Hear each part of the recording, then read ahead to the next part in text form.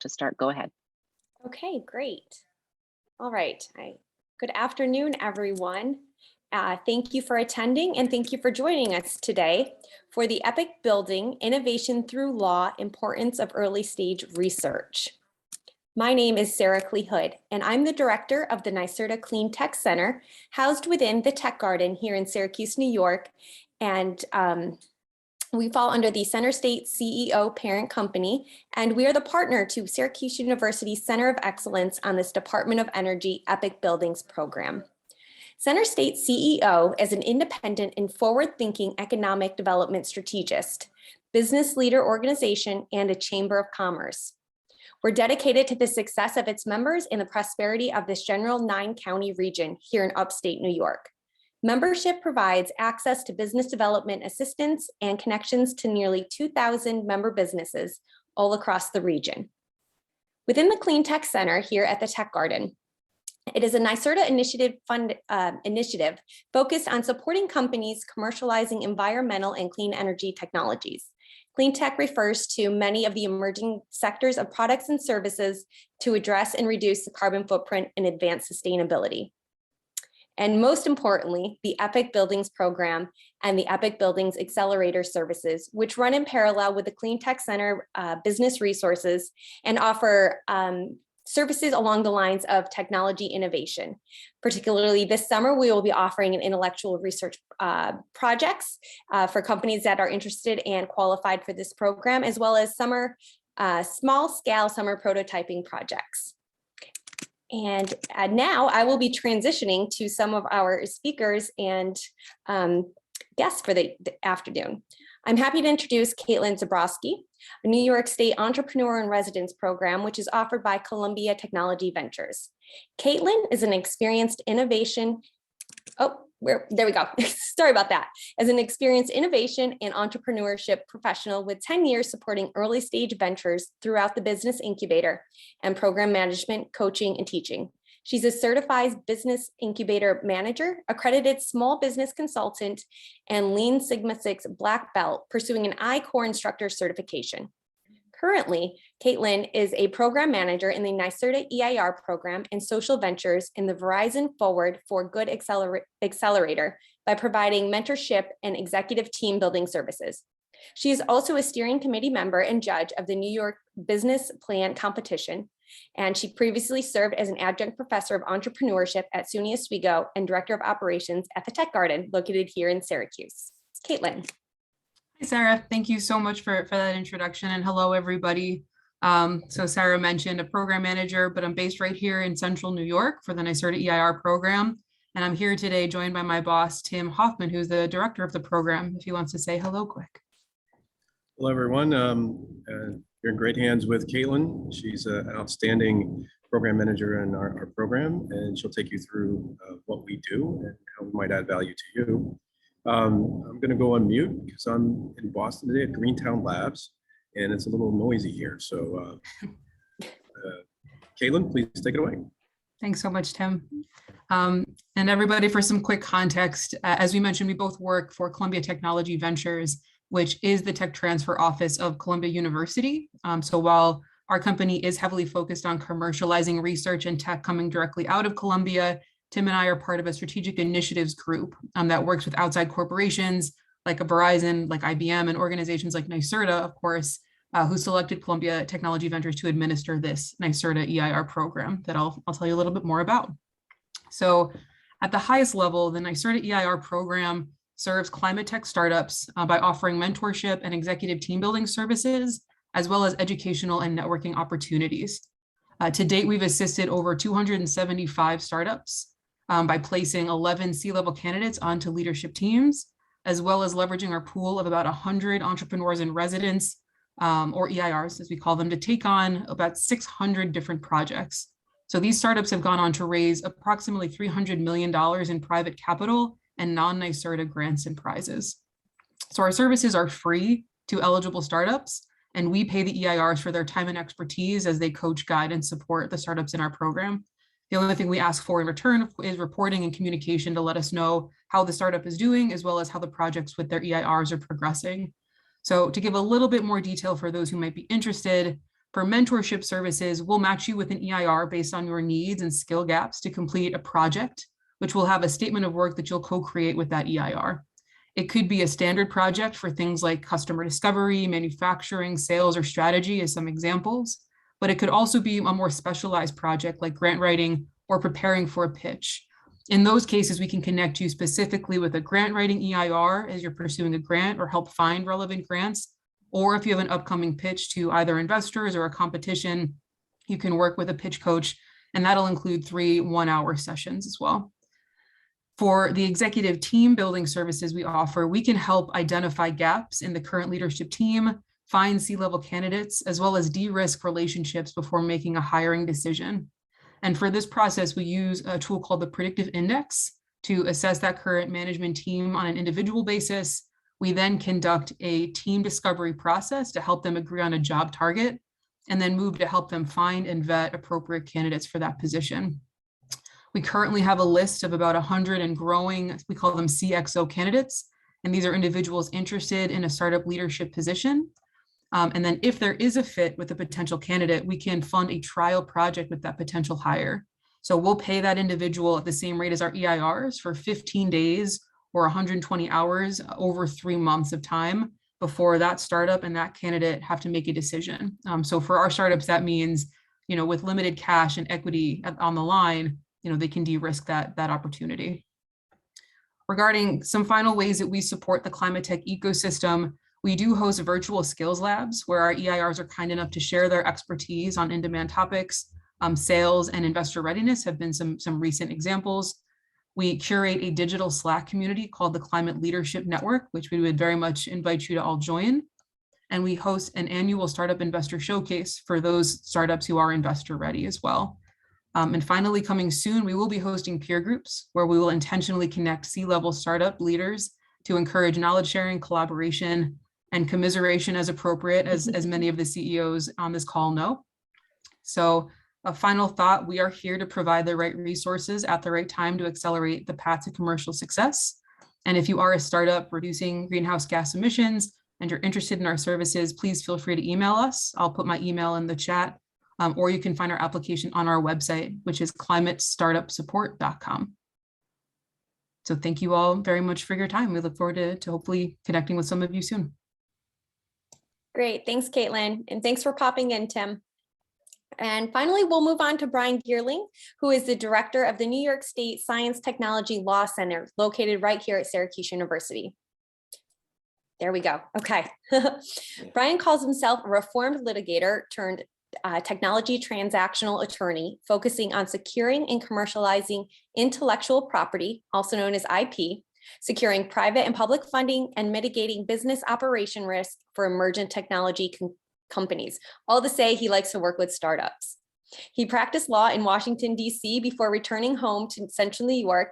He's a member of the Syracuse College of Law faculty. Brian was appointed executive director of Syracuse University's Innovation Law Center last fall.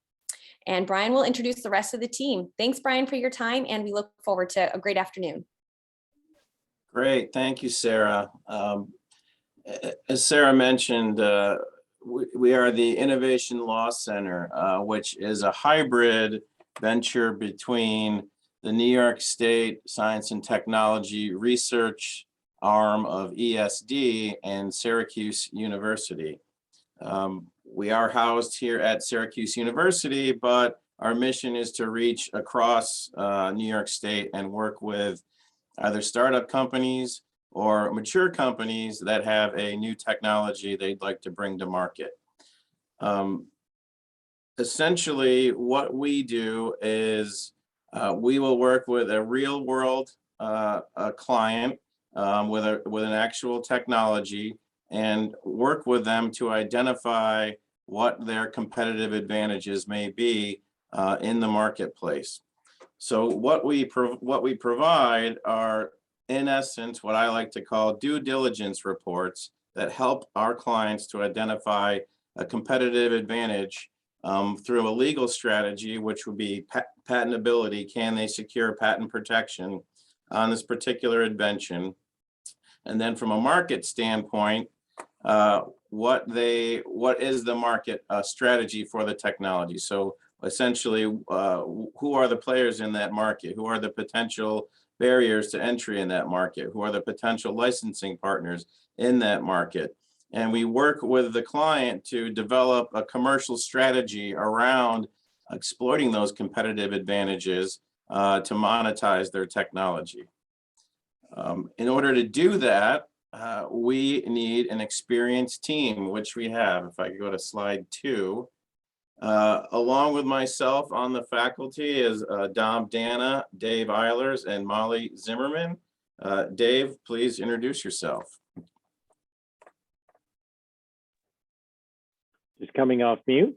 So Dave Eilers, I have a 30-year background in industry and teach corporate entrepreneurship. Enjoy being part of the cross-functional and cross-campus team here at the ILC. And like Caitlin, am a NSF I-Corps instructor. Dom? Hi, I'm Dom Dana. I've been with the Innovation Law Center for about 6 years, actually. Before that, I was in research and development at Welch Allen, a medical company. And my background is chemistry and electrical engineering. And worked with Welch Allen coming up with new products. And now we're working with entrepreneurs coming up with new products. So it's a lot of fun. Molly? Sorry about that. Unmute is tricky. I'm Molly Zimmerman. I'm an attorney. My experience is in in-house counsel for hospital systems. But for the last 14 years, I've been privileged to be a part of this team. I manage a grant that we have from Empire State Development and ISTAR to be that part of the innovative ecosystem, New York's innovation ecosystem, by providing the research Brian just described. And we also couldn't do anything about what we do without our students. Brian? Yep, and just real quick, both Dave and Dom and Molly are far too modest. And we are lucky to have them. Dom is a prolific inventor, having over 100 patents to his name. He is our technology expert here at the center. Dave has brought several startups to exit rounds, worked with several Fortune 100 companies. Molly has vast corporate experience, and I bring the intellectual property experience to the table. So we're a pretty experienced team here. We've worked with a variety of different companies, ranging from Regenerons to SRCs to various other successful companies that around New York State. We also could not do that without the help of our star researchers who are students that come through our program. We have several of them here on the screen today, but I would like to point out Cecily Capo, who is with us here on the call today.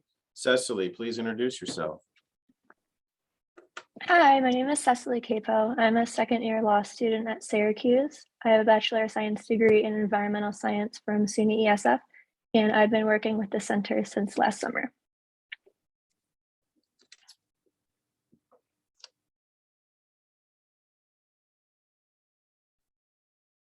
Oh, can you go back one slide, Molly? Could you talk about the ecosystem? Sure. I'm sure as you're all aware, the importance of each of the many different parts of the ecosystem. We're thrilled today to have 3 representatives of that ecosystem. We have Ali representing private companies, Ryan for academic institutions. We have our centers of excellence all around the state, including Eric and Tammy and Carrie here today. And then we also have Tom Picaro from National Grid. And So just like we try to teach our students the importance of integrating all the different aspects of commercialization, we try to be sure to support the innovation ecosystem. Yep, and real quick before we get to Tom, Ellie, just one summary point on the work product that we provide here. So we'll take in a new technology from a client. We will work up a competitive advantage strategy from the legal standpoint. Again, is what is their path to securing patent protection for this technology? What's the prior art look like? What does the other existing patents out there look like? And what is their ability to secure patent protection around that existing technology? In the event that the path forward, path towards patent protection rather, seems rather filled with obstacles, for lack of a better term, then what is the ability for that particular client to sell their technology without the risk of infringing upon existing patents that may be out in that particular space? And so that is what we quantify as a freedom to operate opinion. Then we bring in, on the market side, we'll bring in our MBA students to do a market strategy around that technology and identify a competitive advantage around that technology. We package that report together. It's about 25 pages in length that they then can take to a potential funder and demonstrate that, hey, look, we've done our homework here. We've de-risked our idea. We have a path forward to securing patent protection, or we have a market strategy for bringing this particular technology to market. And they can demonstrate to a potential funder that they've de-risked their idea, and that's why we are a good investment risk. So that in a nutshell is what we provide here at the center. I think Cecily was now going to take us through a couple, or actually a more detailed schematic of what our reports actually look like. Sure. So more specifically, like Brian said, we create due diligence reports for our client, and we kind of tailor the reports to meet the client's specific needs. But generally, each report includes a technology section where we describe the technology. And this can be especially beneficial if the client gives the report to a third party, such as an investor. We look at patentability, which includes the prior art search of patent and non-patent literature in the space. We look at freedom to operate, so whether the invention can be made or sold without infringing active patents. Like Brian said, we work with the MBA student to complete a market analysis, which looks at things such as competitors in the space. We do a SWOT analysis, projected market trends, and if applicable, we look at regulatory compliance, such as FDA or EPA, and additionally commercialization, which goes in hand with the market section. And we write up this report and deliver it to the client, which they're free to distribute. And we can also provide a PowerPoint presentation where we kind of explain the key points of the report, and we allow the client to ask questions. Okay, I think we're going to move forward to our speakers. And Dom, do you want to introduce them? Sure can. First speaker is Dr. Ryan Mulcarek. Ryan is presently an assistant professor at Arizona State University. He's in the School of Engineering of Matter, Transport, and Energy. I hope I got that right, Ryan. Ryan received his doctorate at SU. He's working with Dr. Ahn in the field of fuel cell systems. His work was so interesting that I wanted to sign up for the first production run, but that hasn't happened yet. Anyway, Ryan knows Innovation Law Center well since he took the course at SU and actually worked on the patent landscape for his own technology. And it was a lot of fun working with Ryan. And so, Ryan, I think do you want to jump in? Hey, Dom, I can take it from here. Are you sharing the screen? Can everybody see my screen okay? Yes. We can. Okay, perfect. Well, it's good to be with everyone. I miss the Syracuse area. I spent a good 8 or so years there, and so it's good to be back with you, especially in the spring. I wanted to just talk a little bit today. I'm kind of coming at this from the academic and university standpoint of really how do we consider navigating technology development when we are doing academic research. And so that's really the purpose of my contributions here. Let's see if I can advance. There we go. So first thing I really want to address is kind of the elephant in the room when it comes to universities participating in technology development is how do we actually develop technology when we are on the typical research tenure track, which often prioritizes basic research in many cases. And I'll tell you a little bit about the Law Center and my experience with them and give you a little case study of what I actually experienced as I worked with the program.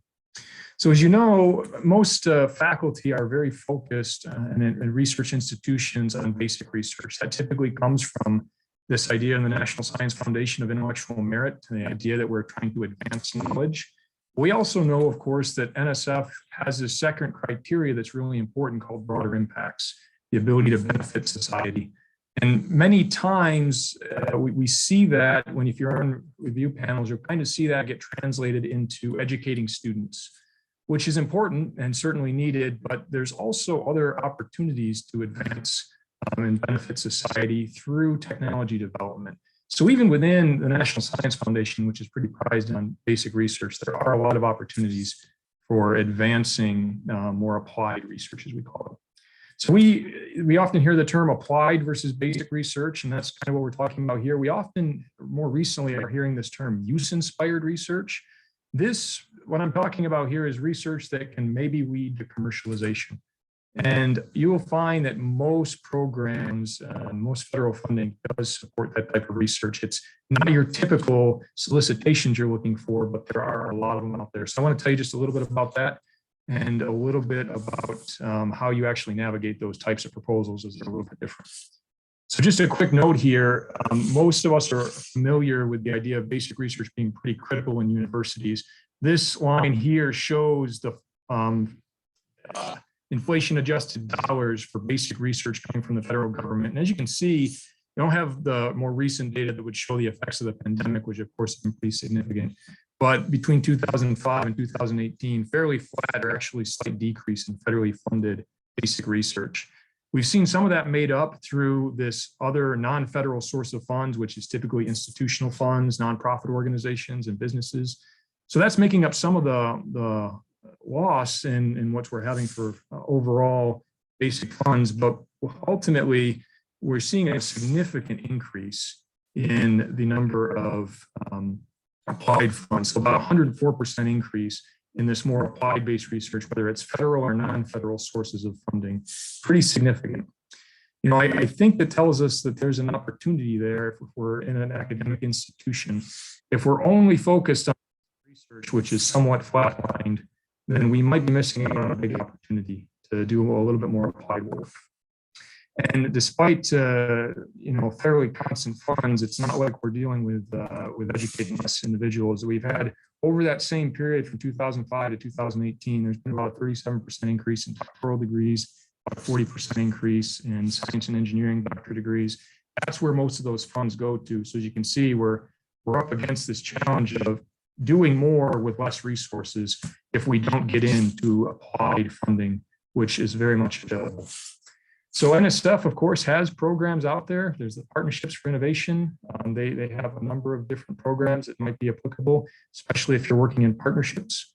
There's the SBIR, STTR program. There's a lot of funding there that is available every year that you can look at if you're really focused on staying with NSF. And then there's, of course, I-Corps, which we've already heard a little bit about. And this is just for NSF, some of those opportunities, but there are many, many more. You can go to pretty much any other organization and find work that's a little bit more focused on commercializing. So I wanted to just take you through what you need to think about if you're trying to navigate applied research compared to basic research. The big difference is you need to start thinking about having a commercial partner. You need to have intellectual property secured, as we've already heard. You typically need to have a market analysis conducted. It's not enough to just say, I think that this product could fit in X market. Sometimes they'll want to know what's the size of that market. And and how much do you really think you could gain? And you would have to be able to explain that in the proposal just to be able to compete in this space. And then, of course, having a motivated team and diverse team, as we've already talked a little bit about today, is pretty critical. So the Syracuse Innovation Law Center can help you in a lot of those pieces. As a typical academic, if you're focused on technology or science, you're not going to probably have all that experience in intellectual property, commercialization, or market analysis. But the Law Center can do a lot of that, or at least get you started in a lot of those areas. So to give you an idea of how our process started, we were working on this furnace technology. The idea was it was going to be a self-powered furnace. It had fuel cells in it that would power itself. And so not breaking the first law or anything here, but we basically used the natural gas as energy to convert to electricity to power the furnace. That was a basic concept. This was conceptualized back in 2013, and then my journey began as we went through and actually did some very basic research to show that this could work. And then the next step was, well, if we want to keep trying to move this forward, how do we actually receive funding for it? And we got in touch with the Syracuse University Innovation Law Center, and they started to help us on that path. So they focused on two main areas: intellectual property landscape, as they talked about, and the market analysis. This is one of the results of the IP analysis. This is actually one of those slides from their final report. They looked at about 63 different patents that they thought were somewhat relevant. We broke them down into these areas. We looked at a number of journal papers that were out there. That's non-patented, but prior art that needs to be considered. So they were able to identify all that for us and help us see if is any of that really relevant. The one thing that came out of that was there was an idea of a self-powered furnace that was back in 1983 was patented. It actually used fuel cells as well, not in the way we were. And so we were doing it a little bit differently. And we, as a result, were able to realize some cost benefits, but they helped us realize that there was some prior art out there that we needed to be aware of as we navigated the space. That was pretty critical. So main conclusion, though, from the IP landscape was that there's not a lot that's been done and there's a lot of opportunity to expand. And so ultimately, from the work that occurred at Syracuse, we were able to identify a few opportunities to have a few more patents that were have since been published, and some of which have already been are now granted. So key thing there that we were able to identify from this is that we didn't have sufficient IP coverage as we thought we had.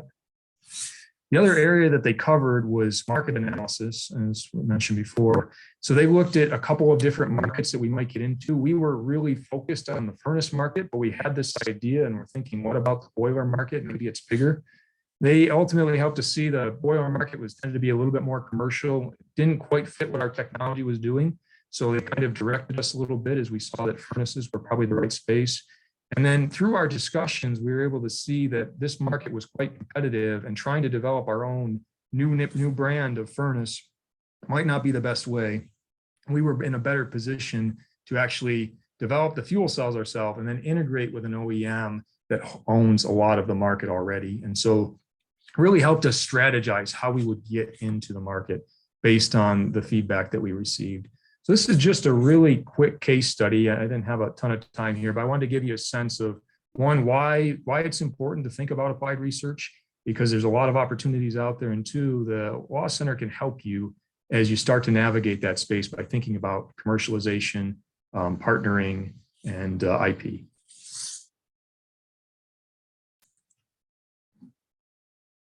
And now we'll try and stick to my time. So I'll turn it back over to Dom or whoever's next.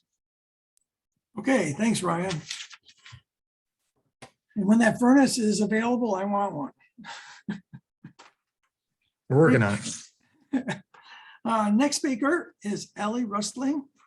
Ellie is a co-founder, and he's CEO of Aeropower. It's a Rochester, New York company. The company specializes in low carbon and low cost thermal energy storage systems.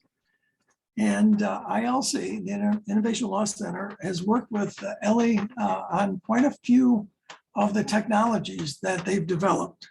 And we've done, I can't remember, I think maybe 3 or 4 reports for them, going through patentability, freedom to operate, and market for those technologies. And so with that, I'll turn it over to Ellie. Okay. Good afternoon. Very nice to see everybody. Ellie Rustling, as Dom introduced, CEO and co-founder of Aeropower. Aeropower, over the course of its development and evolution, we are a startup in Rochester, has been supported by the Syracuse Innovation Law Center in a couple of our key formative stages. And in each, it was such a pleasure to work with that team, and the expertise that the leaders, Dom and Molly, bring to that, together with a very sharp group of students, has provided tremendous insight and value. Right on the heels of what Ryan said, before you're going to invest time, resources, and energy, you really need to know that landscape.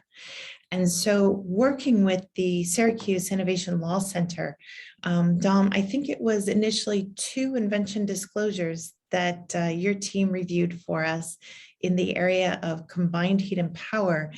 And when we had an aha moment and focused on the thermal energy storage component of our system, there were 3 more that your team vetted. And that process and that report, which Syracuse Innovation Law Center provided, has been invaluable, because before we went forward, having that information that there is, let's see, commercial value, there's innovation, there's freedom to operate, gave us the green light to know we're putting our resources and our talents in a productive and meaningful direction.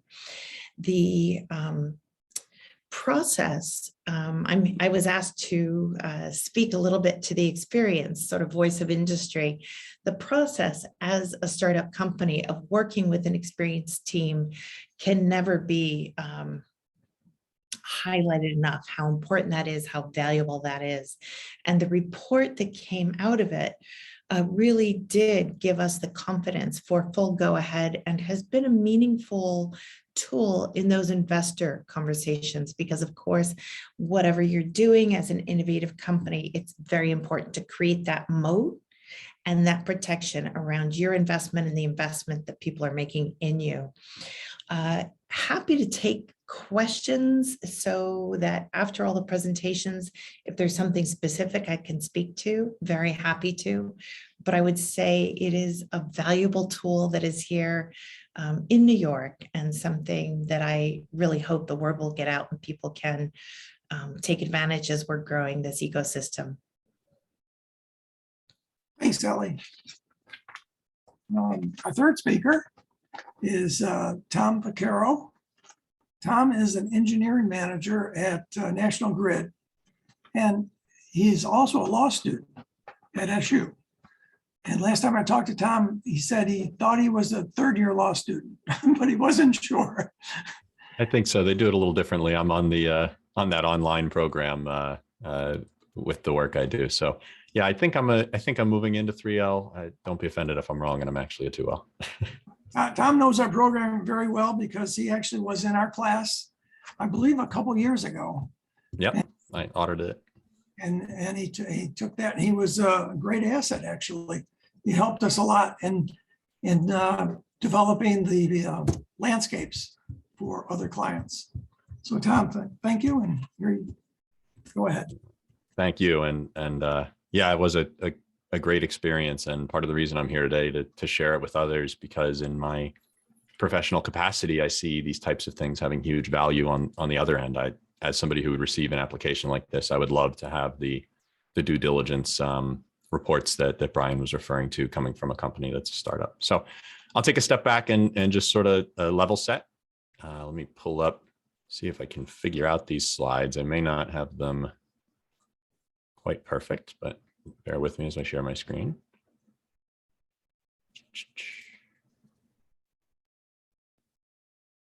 Tom, you want me to, because I have your slides. Oh, you're okay. Did that work? Yep. Okay. Yep. So my name is Tom Vaccaro. I do have a background in engineering. I went to school for electrical and biomedical engineering, and then somehow wiggled myself into law here.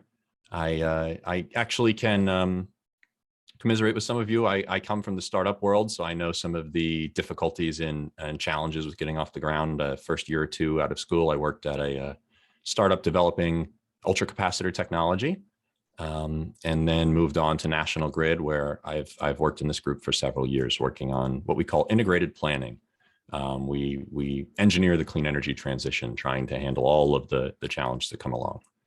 So what I'm going to do today is sort of talk to you a little call to action, right? Talk to you about why the clean energy transition is here, why it's so important, why we're so lucky to live in New York, where it's taken very seriously, and what your role is in all of this, which is quite a big one. So as everyone mentioned, I work for National Grid. We're the utility up here in upstate New York. We have transmission and distribution and gas also in Massachusetts and throughout the UK. And we serve beautiful sunny Syracuse and SU as well.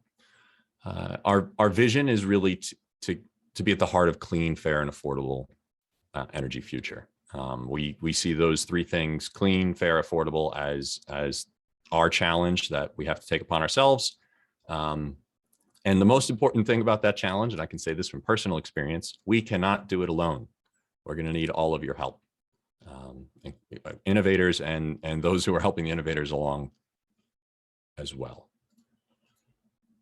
So I wanted to level set. In law school, we like to look at the words. So here's a couple of interesting acronyms that you may have heard that I want to give a little background. So the first, the Climate Leadership Community Protection Act. Like I mentioned, we're lucky to be here in New York, where as far back as 2019, our regulator was passing law to do economy-wide greenhouse gas emission reduction across the board and electrify our demand side as much as humanly possible and clean up the supply side. One of the that was a huge bill. There's a lot under it. One of the components under it is the Climate Action Council. So if you're looking for a group at the state level, at the regulatory level of folks who are motivated and can answer your questions around what the state's involvement is in climate change and driving the transition, that's exactly what this group is for. They're designed to promote environmental justice, clean and healthy communities, and they keep affordability in mind. Maybe a little more political than technical, but certainly a useful resource. And then lastly, the Accelerated Renewable Energy Growth and Community Benefit Act, signed into law about a year after the CLCPA, which gives you some very detailed goals for the state. And again, it's a little bit of a weird law because the goal doesn't actually fall on anyone, because I think the state recognizes the reality is that we all have to do it together. So the weight's on all of our shoulders, and hopefully we don't get to whose fault it is if we don't get there. So I'm an engineer. I like graphs and numbers and arrows and things like that. So I wanted to bring you some of those. This is some of the goals that came out of that CLCPA, and they're lofty. We're talking about 6 gigawatts of distributed solar in the next couple of years, which I won't get into it, but that's an incredible challenge, far from plug and play. And as you go through, we're looking at renewables, importantly, battery storage, which I believe will have a huge demand side component. We're going to need all of your help. I see our friends with the fuel cells smiling, that counts. And then all the way down to 2040, 2050, where 2040, totally cleaning up the electric supply. Every electron that makes it to your house is fully renewable. And then 2050 is where you start looking economy wide. And that's where we're talking about electrification, getting heat and transportation electrified. We won't be selling gas cars in New York starting in 2035, and heat's soon to follow. So really an end-to-end plan that gets us to a totally clean economy in the next less than 30 years. It took us 100 years to build the system as it is, and now we have to totally rebuild it. And we can't do it at every expense, right? We need to keep energy affordable for our customers. So jumping on to sort of the call to action here. Why we need you innovators and what sort of challenges. I'm not going to dive in too far. Happy to dig into some of these challenges for anyone who's interested. And I'll send out a link to our National Grid System Data Portal, where a lot of reports, a 5-year, a 15-year, and a couple other strategy reports that my group puts together, really digging into these challenges and where we need help solving them. I will send that link out, so I encourage everyone to take a look. But at a super high level, basically the system was designed to go one way. It was designed to start at the top of a hill, produce energy from your spinning machine, right? A nuke or a coal plant, and we just send the energy downhill to your end use customers. Think of like a tree branch diagram. Now we've got to turn it all upside down. It's got to go down, up, left, right. The electrons have to flow in every which direction, and the equipment is not designed for that. You can imagine that it gets a little difficult to be flexible when 99.998% reliability is your expectation. Beyond that, electrification of heating and transport, particularly in upstate New York, is going to be a huge challenge. We consume 4 times more energy in heating through gas than we do through the entire electric system, right? That's staggering. All of that will have to become electric. I put in the bottom right here, I told you I love my graphs, something from the New York ISO, the group that helps manage our electric supply, and a big part of that clean energy transition.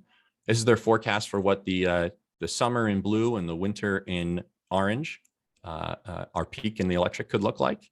And as for anyone who has any experience with utility, we peak in the summer, right? Every year, year over year, I look at the 1 hour during the summer where the ACs are going to be cranked the most. In the next 10 years, that's going to be flipped totally on its head.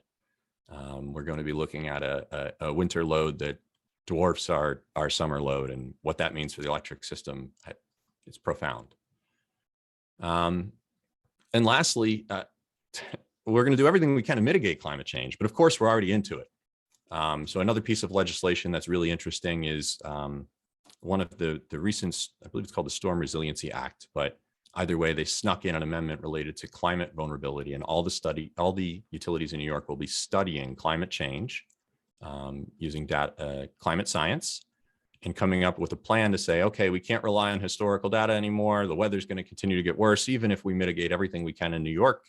And the system reliability is going to get worse. Resiliency is going to be worse. And we're going to need to fix that at the same time as we're cleaning up the system, right? So cost on all ends. Really where you come in is helping us mitigate those costs. As anyone who's interacted with utility knows, in the past, it's really been, okay, you tell us what you need, we'll build the system accordingly, and we'll send you a bill, right?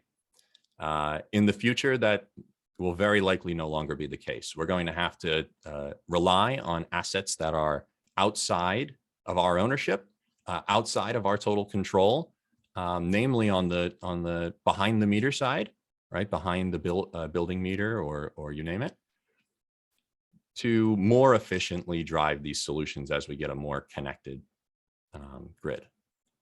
So I tossed this slide in last minute. I think this is a surprise for everyone. I just kind of put it together while we were talking here because I thought it'd be interesting. The concept of the distributed system operator, which is what we are at the utility and what we're further embracing. And really, this is an idea that we're not just an asset manager, but we really have to start relying on our distributed energy resources, including all of the tools you innovators bring to the table. We have to be able to rely on those and operate those to the grid's benefit. So it goes from interconnecting, which is what we did in the past, passively connecting a system and ensuring safety at a minimum, to integrating, maximizing the value that these things can bring to our system. And really where this relationship becomes mutually beneficial for all of you and for us is that I can monetize values for society. I think I saw somebody mention about societal values, our friends at NYSERDA, I think. I can monetize societal values as the utility because my job is to look out for the customer's best interest as a regulated monopoly. I can take those values that you provide to our grid and to the rest of society and put them in a benefit cost analysis to justify recovery effectively like a tax across the whole system. So we get to share the burden of that cost.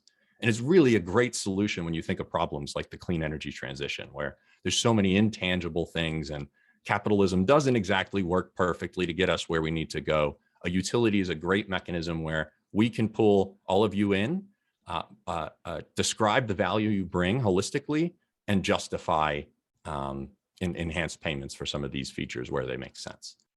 So my group really is at the heart of that. And we'd love to hear from you. So please, please, please reach out. I'll send a link and I'm happy to hear questions. Thanks, Tom. let's see. I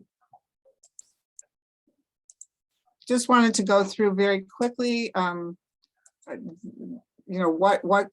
what it is that we do, but maybe we could save this, see if there's questions, and if not, we can go through, the IP protection and the importance of preserving integrity and strength of patent, all those issues we could go into more if they're, or Brian, I'm sorry, did you want to say something? No, I was just going to reserve that for the question and answer part. Oh, yeah, okay. So I guess Sarah, I don't know if there's some questions there. Yeah. What does, and this, I think the Law Center can speak to it as a generality, but I'm curious for the other companies as well. What did that time frame look like for you in terms of how long you were working with the Law Center, and maybe some, if you recall, some of the different time schedules for the different pieces of their effort that they were providing you services for? It's kind of a free for all. So if you just want to unmute yourself, feel free. Thank you. Sarah, Ellie Rustling here, and definitely we had to have an awareness of the cadence with the student schedules, but it was a very responsive cadence. And I know that Dom filled in some of the gaps when we had early questions and it wasn't quite well synchronized with the academic schedule. So even when there was a gap there was still support, and it did happen in a very timely and responsive way. And the student presentation that was made afterwards really, I don't want to say it blew my mind, but it really impressed me, the depth and the level of inquiry and the professionalism that was brought to, our space and our question. They really had come to understand it well. Great, thank you. Thomas or Ryan, do either of you have any additional comments for that? No, I would just say that, the great thing is you can scope out an initial project. We had two different projects that we sent through the Innovation Law Center. An initial one that was pretty short, quick effort. And then we did a more expansive effort at a second round. It was over a semester. And so, I think they're very good at working with you based on what your needs are. You want to sit down and really decide what is it that you're really hoping to gain, of course. And that initial scope is really critical to determining timeline, of course. So I see Dave came off. Dave, let's get to Tom first, and then we'll have you maybe give a program review of it. Thanks. Sure. Yeah, quickly, I think it provides huge value. Where it's good for me on, like I said, on the professional side is we get a lot of calls from folks that say, yeah, we can solve all your problems. We have this cool new widget or gadget, right? It does X, Y, Z. We're a gigantic Fortune 500 company, and we look at those. Have less of an appetite for some of that risk. So to be able to come to the table and say, yes, we've actually vetted this through, and here's the rest of our market, and we really do believe that we could meet your needs with some reliability, and here's some engineering background, I think would be hugely valuable anytime I'm looking at something. I can tell you, without that, it would almost be a total no-go for us at a utility. You'd be looking at some other contract first, and then you can call us. There's a question for you. It says, oh, yes. I won't jump into it too much, but just at a super high level on, it says here, can you elaborate on the peak demand shifting to winter and if it's inevitable? I think efficiency is going to play a huge role in mitigating some of this, but just that 4 to 1, right? 4 times the energy being used for heating compared to anything else we do. I think it's going to be hard to overcome. There are some important points to remember though, right? For example, a lot of our issues are thermal. Things overheat in the winter. That problem is a lot easier to manage. So it's not apples to apples, but I do expect us to move to winter peaking. Our forecasts even include a lot of those efficiency measures. Great, thank you. Thanks for finding that question for me. I'd missed it. Wonderful. Dave, do you have any thoughts regarding the program itself? Yeah, I was just going to weigh in on the timing, because we do have different speeds. So we do have the academic speed during the semester, and as Ellie said, it's a very iterative process. We also have a more limited scope during the academic year with our special project consultants. And so if somebody just needs one aspect, a competitive analysis or a freedom to operate analysis, we can do that rather quickly. The other thing is we do have summer associates, and where we'll do 3 or 4 projects for each team, maybe 12 during a semester. We do 2 or 3 times that during the summer because the students are essentially full-time working 30 hours a week. So if you do have a project during the summer, we can handle that much more quickly. So we try not to let the academic calendar slow us down. We try to move at the speed of business. Thanks for that qualifier. Yes. All right. And being mindful of everybody's time, do we have any last questions that we have for the team? Any of the companies or any of our partners that are present today? Let's see, I'll go ahead. This is Eric Schiff. I'll go ahead and post my question to the chat. I'll pose it initially to Dave. So one thing I know that's important when you're going to investors is to make some kind of projection about how large the total investment in a new technology is likely to be before you can break even and start making a profit. That kind of analysis, how early do you recommend that being done, and how would a small startup with limited capabilities try and get some help? Yeah, so a couple of answers to that. That's a great question. Once you have, I would say, some idea of a reduction to practice, then you can do the TEA, as it's known, and we have resources, other academic resources that can do that.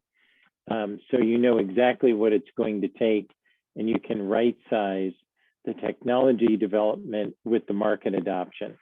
And that was something that Dom and some of our other colleagues did together when we had a tech accelerator working with Welsh Allen. So do have experience in that, and that's a key part of getting first the non-dilutive funding, SBIR and STTR, and then the equity funding down the road. Very helpful, thanks. All right. Any last questions or comments for the field? Okay, well, in closing, I'd like to thank all of our partners today, NYSERDA EIR program and the SU Law Science, the Syracuse University Science Technology Law Center. I don't think I've said that right on my own free mind yet. And all of our company partners for joining us. For anyone interested in joining the Department of Energy's EPIC Buildings program and EPIC Accelerator, please visit the website that Tammy Rosanio had dropped into the chat to complete a brief interest survey, and then our team will reach out to you for further follow-up. And lastly, here is a kind and gentle reminder that we have summer IP research projects that are available for companies if you're interested and qualified, as well as small-scale prototyping projects that will be kicking off for the summer semesters. And with that, I thank everybody for your time this afternoon, and we look forward to connecting in the future. Thanks, everybody. Thank you.